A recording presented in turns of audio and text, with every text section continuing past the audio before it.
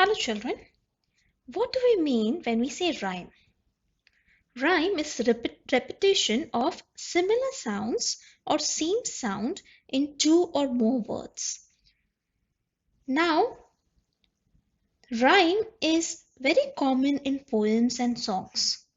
You must have noticed rhymes in almost all your poems. Words that rhyme have the same last sound like mother, father, bell, fell. Now this repetition you will find in the final syllables of lines in poems and songs. So pairs of words that rhyme with each other are called rhyming words. Rhythm.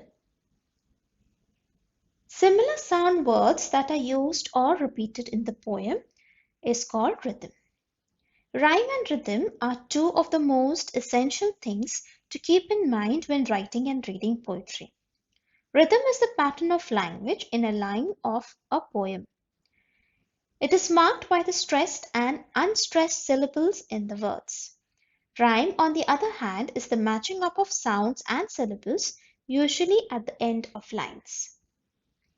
Now, rhythm is a pattern of musical sound that arises when you read a poem.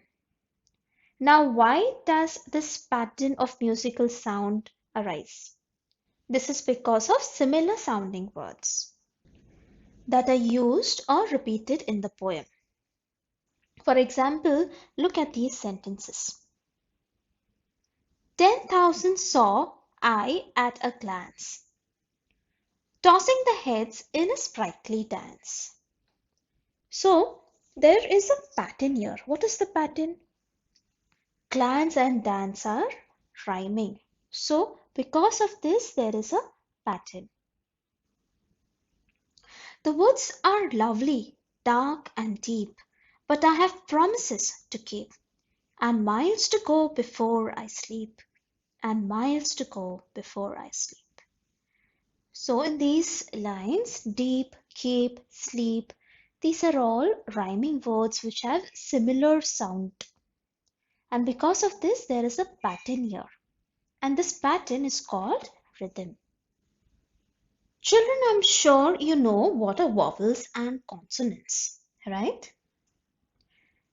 We have 26 alphabets in English. Out of these, the alphabets A, E, I, O, U are vowels, and all the other alphabets are called consonants. Now, why are we discussing about vowels and consonants? Now, there is something called consonance.